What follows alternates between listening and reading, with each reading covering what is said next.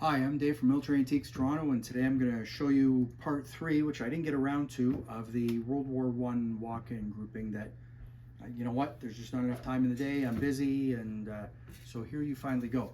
So this gentleman, according to the family, was at Vimy Ridge. I didn't find that information. He was part of the 134th and then ended up in the Black Watch because the 134th were broken up as reinforcements. It is what it is, whatever. You know what? Stories get passed down, they get added to whatever. It's like playing telephone. It's not the same, but whatever. So this is what I got. Appears that he was in a signal section somehow and obtained a bunch of items. So I'll start with the least exciting and go to the most exciting. So on my left is a obvious field covered a telescope, and I can't even think today. There was no markings on this except for Albert Keane Optician Hammersmith. Obviously it's private purchase, and that's all I can tell you about it, unfortunately. So there's no other on this at all.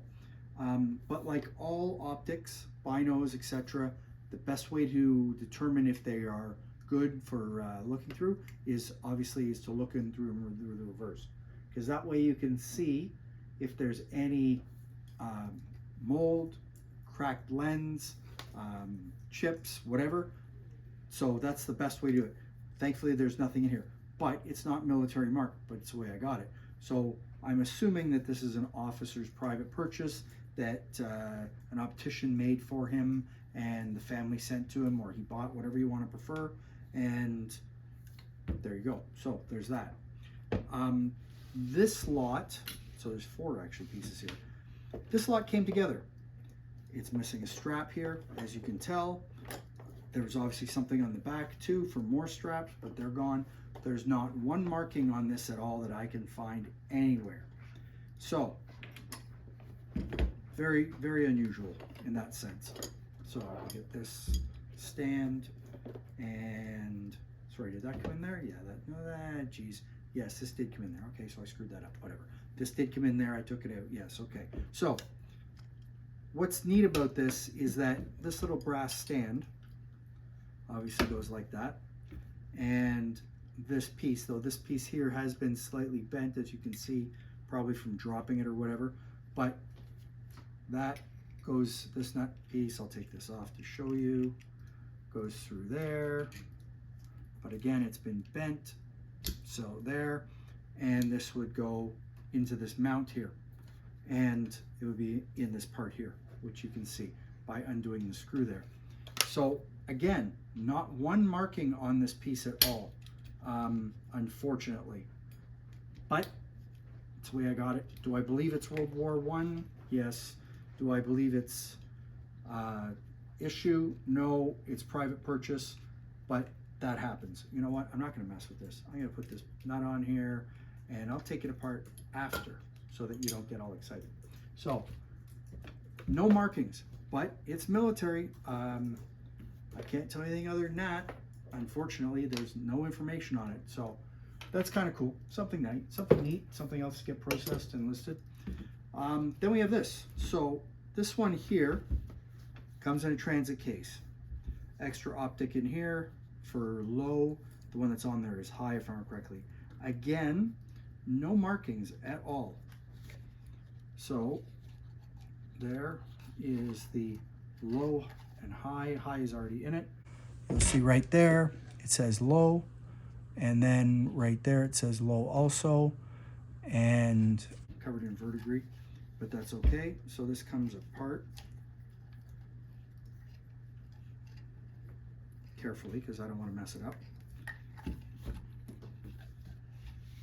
So, was there any markings there? Yes, there's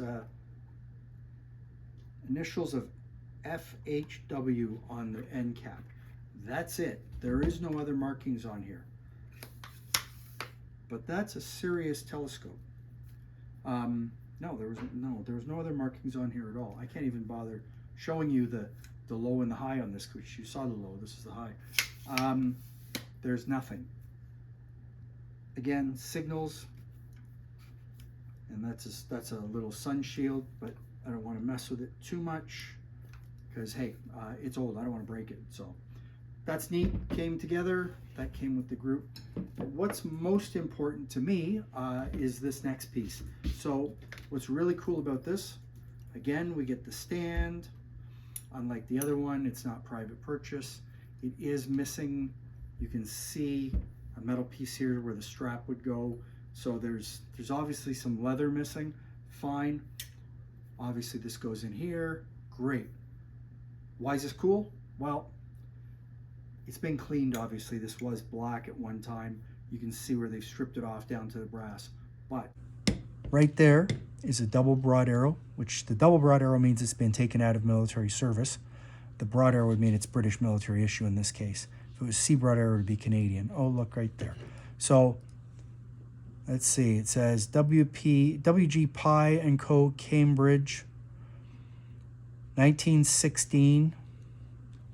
And sighting telescope number 5 Mark II. That is the only markings on here. It's brass, it's cool. Again, looking through the back end to see what the optics are like, and they're good. What's also important, this is obviously an earlier one because it's made in brass, and brass was an essential war material. But this is still dated 1917, as you can see right there. R.J. Hopgood and Co., London, 1917. I don't think there was a C broad arrow or a broad arrow. Oh, okay. Broad arrow signals telescope stand Mark V with a serial number. You know what? I did not see any other markings on here. It's a serious over-engineered piece of kit, but it's very cool. It's not something you find every day. It's perfect for a Jimmy who has a problem and collects that stuff, and the only person who knows what a Jimmy is someone in the military. A Jimmy is someone in the signals, so we call them Jimmies because the cap badge has a figure on it, and they're known as Jimmy, and I'm sure someone's going to say it's Mercury. Yes, but we call them Jimmies. So, at least in the Canadian military, they probably call them that in the British too, but there's probably some other words in there that I can't put on camera, but that's all good. So that's a cool piece. Not something you find every day, truthfully. World War I signals telescope. So obviously it's for, well, there's multiple uses. Obviously you can use it for spotting, use it for communication, for seeing what the lights being flashed at you are. So not something you find every day, but cool piece. So this is part 3 of that World War I grouping, which I never got to. So again, I said that, but just letting you know in case you're confused for some reason, because hey, it's a new year, anything's possible. Thanks for looking. Follow me on YouTube, Facebook, Instagram. Check out my website, militaryAntiquestoronto.com. You never know what's going to show up on the website. We're listing 5 days a week.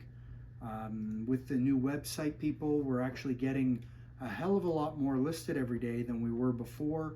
We're not having the issues we were before. It's certainly a nice change. It's night and day difference between when you find people who say they can do something and people who actually know what they're doing. Whatever, you know what? It's all good. I can't complain. We're on to a new era and to a new venue. Things are going to be much different coming up, so it'll be interesting. So, anyways, thanks for looking. Have a nice day. Take care. Bye.